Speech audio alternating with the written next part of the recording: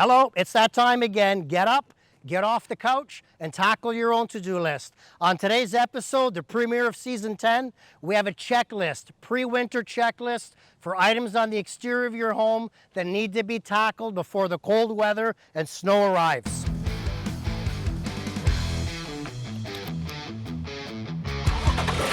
It's that time again.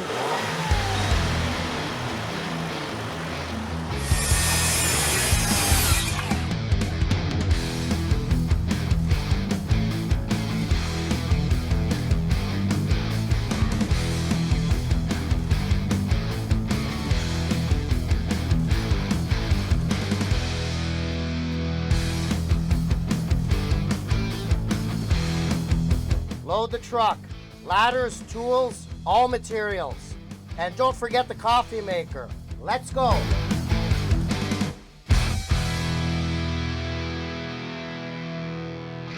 Love home reno? You found the right channel. We proudly bring you Season 10 of the Just Ask Bob Home Improvement Show, where we will demystify.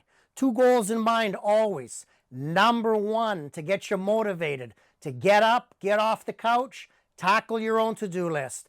Number two, demystify home renovations once and for all. The show is interactive. Every episode is based on your viewers' email, tweets, phone calls, whatever way you contact us. Let's jump into the viewer's question here. Hello, Bob. With winter fast approaching, what should we be looking at around our home's exterior to save on heating costs? Equally as important, Bob, what aging components of our home might be damaged by winter's freeze-thaw conditions and should be addressed now to not cost more repairing in the spring? Trevor and Adriana, thank you so much for the question. Wonderful question. I like it because it's twofold. See, it's not necessarily just about saving the heat. We're looking at winter coming, the ravages of the freeze-thaw climate. Come springtime, items that would have cost this much to repair can spiral up to there. It can get very expensive after the winter's freeze-thaw. Today's episode, we're going to be running a marathon here. Bob's put together 4 job sites from Stony Creek to Hamilton to Dundas and all the way to Waterdown. We're going to be working at it from the foundation to the rooftop to demystify a pre-winter checklist for your home. Now, unlike reality television, today's contractor is licensed, and that is very, very important. Follow carefully and learn. And remember, always work safely. Some of these items in the pre-winter checklist will include ladders and climbing and working at heights. Do not do it unless you're comfortable. If you're not comfortable, hire a licensed contractor to do it for you. Let's get to our first job site.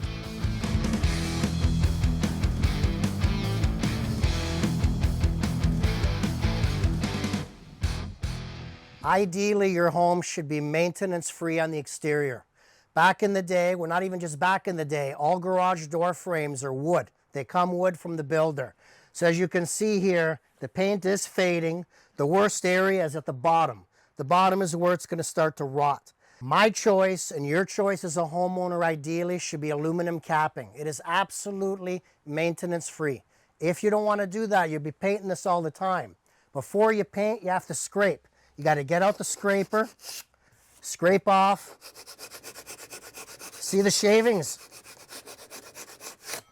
Scrape off all loose paint. Then you're going to get out the brush. You're going to use a high quality paint and you're going to paint it. But again, this is not the ideal. I don't think you'll get more than 3-4 years out of it at a time. Have the aluminum guy come in, find a licensed reputable contractor, get it capped, and you're good to go. 30-40 years easily. Another pre-winter tip, and this can easily be forgotten. Hose bibs. You may have one, you may have 2 of these. Many of these, especially if it's new home construction, they're designed with a shut-off valve on the warm side inside your basement. These must be shut off before the temperature drops below 0 in Celsius. Otherwise, you're going to have a burst pipe Doesn't matter if it's copper, doesn't matter if it's plastic or if it's PEX. So please always remember, pre-winter tip to shut off the water. An alternative, a smart alternative, is a frost-free hose bib.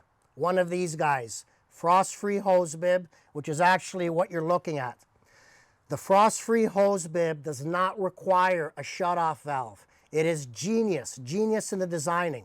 You can see by the length of it, and they come in different lengths depending on the width of your home's foundation. This has the O-ring gasket right here at the end. So when you operate it, and it's a simple quarter turn ball valve, when you shut it off, it will turn off the water on the warm side in the basement. Therefore, throughout the year, no shut-off valve needed. And for those mild times during the winter, maybe towards just the beginning of spring or early winter, if you still want to use some water outside, you can easily turn it off. Watch us install this frost-free hose bib.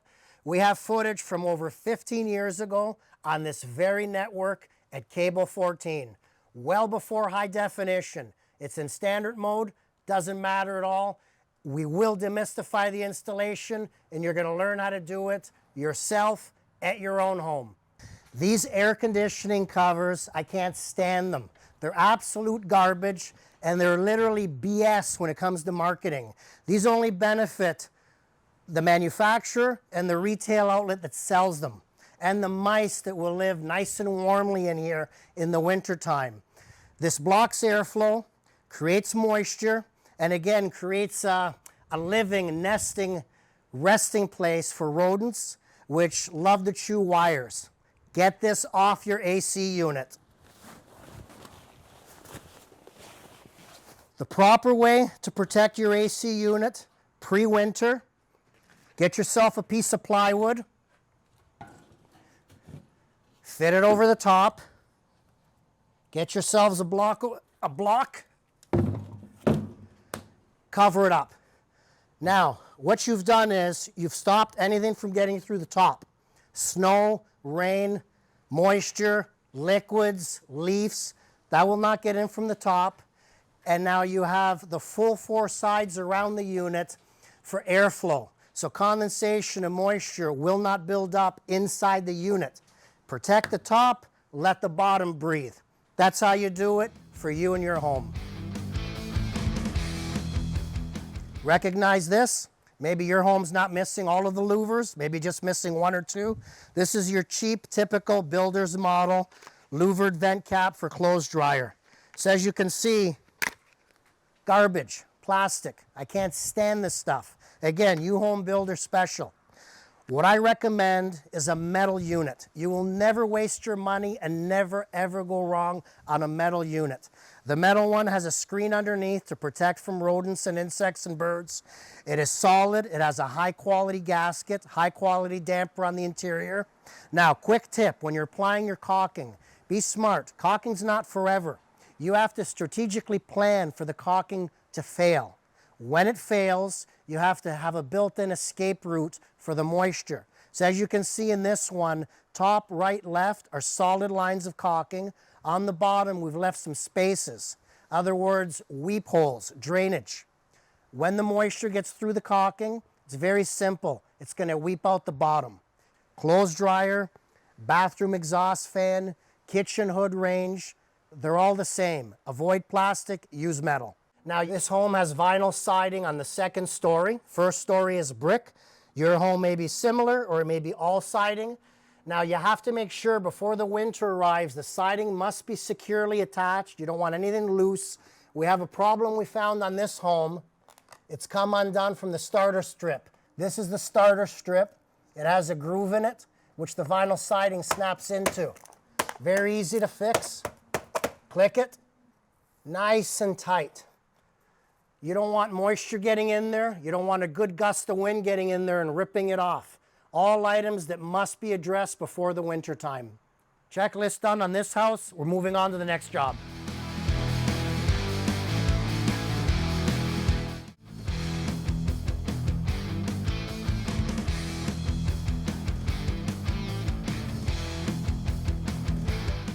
We're coming to you from beautiful Lancaster. We're at another one of our job sites. This particular pre-winter maintenance is very, very important. The aluminum soffit is coming disconnected from the aluminum fascia.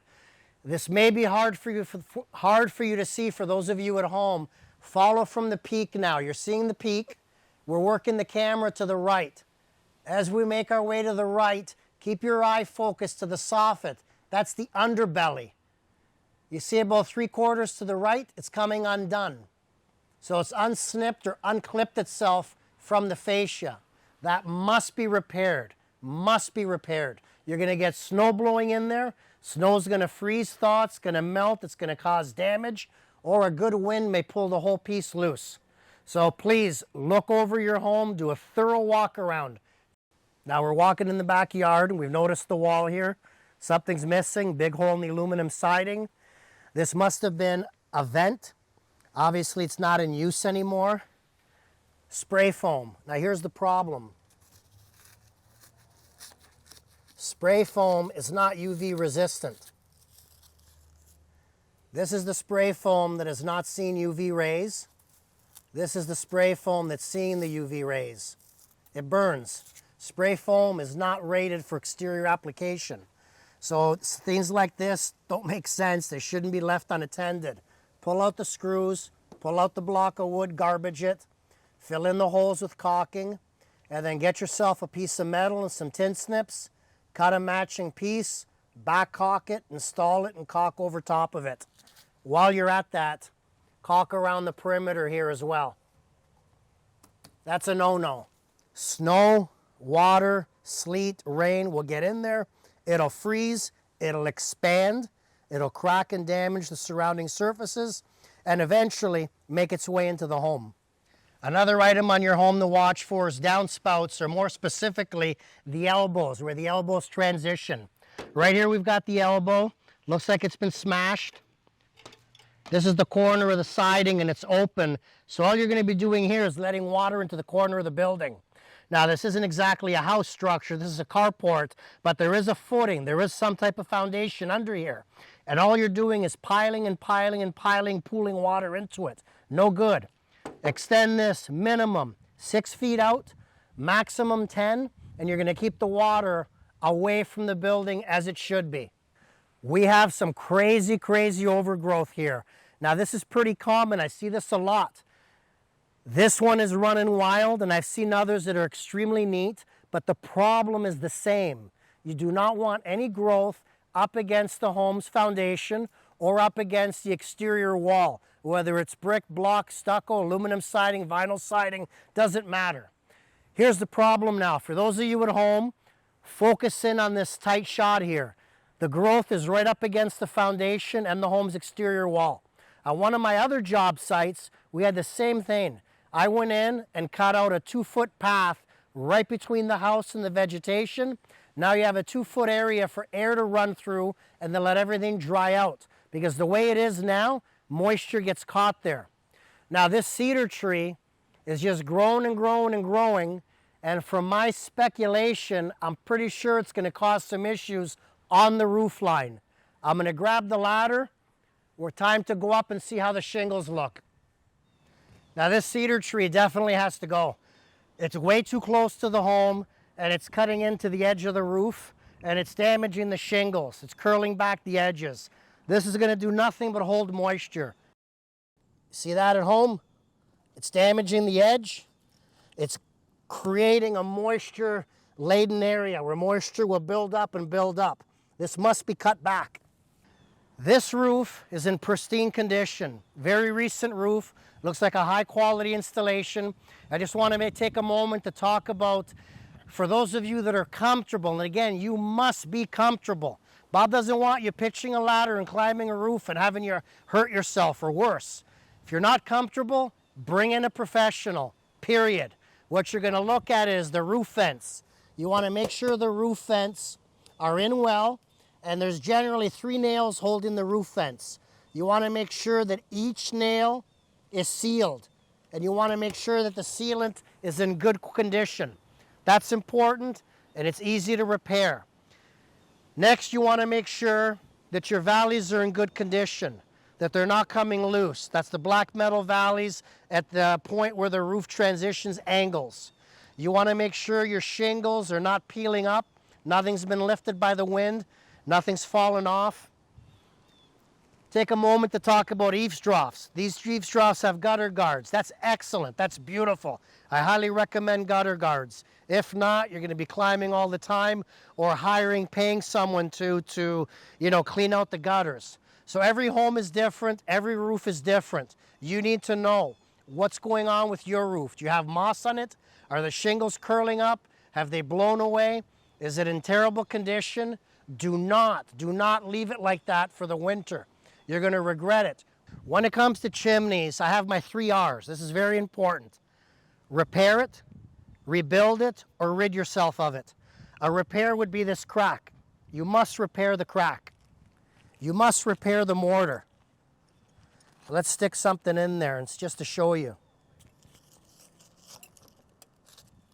Is that deep enough? Once more. That's how much is missing. That must be filled, must be filled. Now, we're also another area to repair, down here. That will let water in, and that hole must go through the shingle, and it goes through the wood decking. So that hole leads straight to your attic. These are all repairs. A rebuild would be 1, 2, 3, 4, 5, 6 courses of brick out, cap out, relay them. Ridding yourself of it would be, if you have modern appliances, high efficiency direct vent fireplace or hot water tank, you will not need a chimney. Rid yourself of it. We close in the roof. We take care of you. Now we have quite a few QR codes on the screen. Number 1 QR code is rid yourself of your chimney. We have an entire half-hour episode on Cable 14 where we got rid of the chimney and we closed in the hole. QR code number 2, mixing mortar, filling in the joints, and correctly repairing the chimney. We have a QR code to a half-hour episode of that. Final QR code. If your roof is in terrible condition and it must be replaced, scan the QR code on your screen to watch our half-hour episode on a complete brand new bulletproof roof installation. Let's talk about the foundation and where the first course of brick meets the foundation. Right here, we've got mortar joints that are receding. This must be filled with fresh mortar. Snow will pile itself here, and it will make its way into your basement. Now let's look at the foundation. There's been a few repairs. 1, 2, and 3 down there to the right. We have a fresh crack here. This has to be chipped out, chiseled in, and then properly repaired. Walk around your home, all 4 sides or more. Inspect your foundation for hairline cracks or larger, and inspect all of your brick joints. You want nice brick joints. You don't want any recession in the mortar before the snow arrives.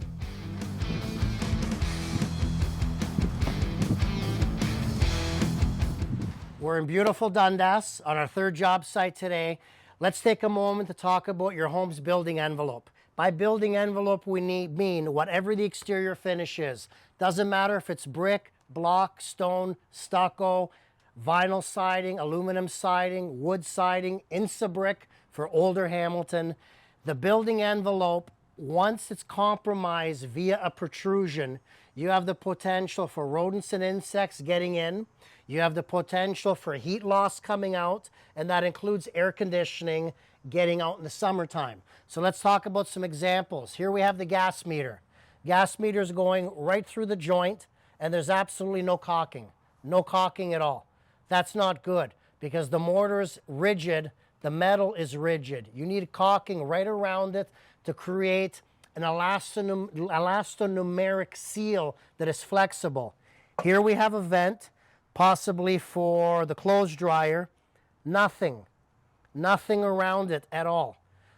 These are openings through the building's envelope. So again, when the building's being created, when the brickwork is installed or the siding, it's a continuous envelope.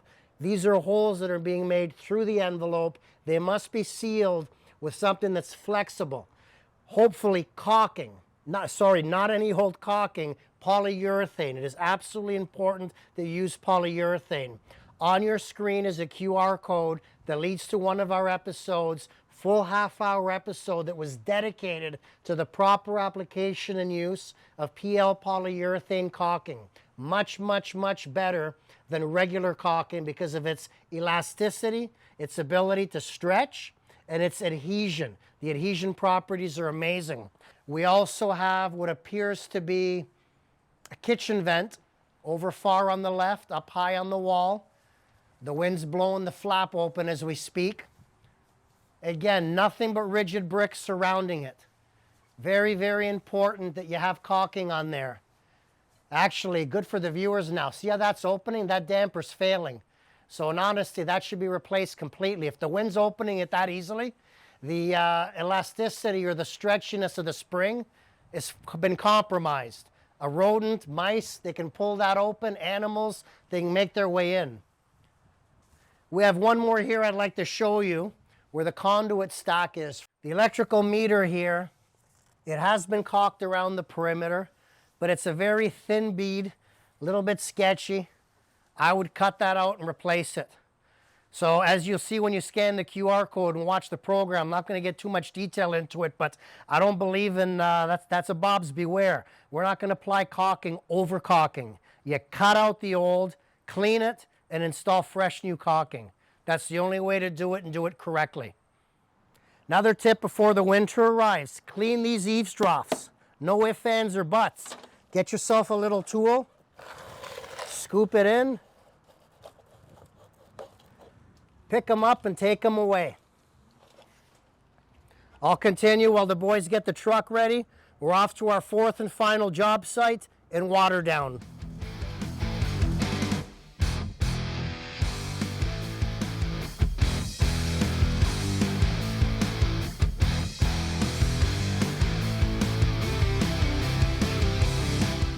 These eaves troughs are anywhere from 30, 40, even 50 years old. How can I tell?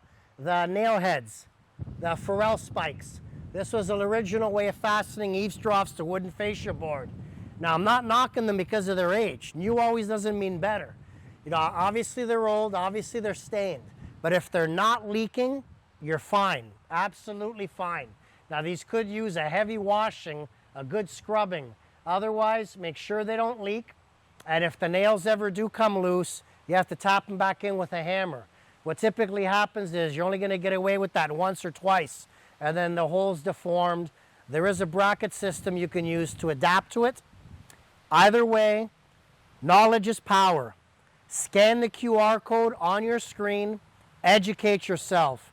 Our premiere episode from season 9 last year featuring full half hour on eaves troughs. Everything you ever wanted or needed to know. Scan the QR code.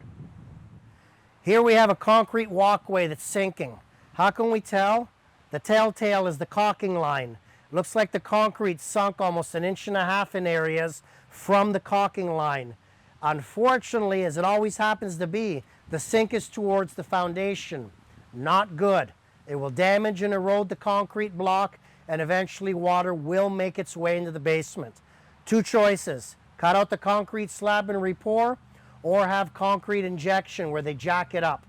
Very, very, very interesting method where they drill holes, they put in some type of slurry concrete or epoxy, and it actually forces the slab up.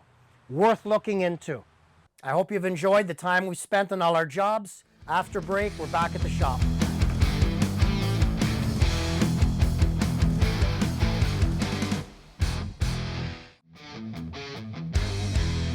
For everything home rental, follow us on social media.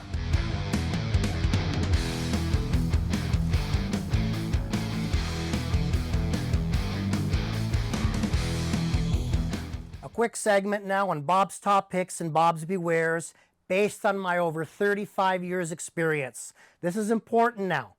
Once you cut the crooked overcharging contractor out of the equation, you save.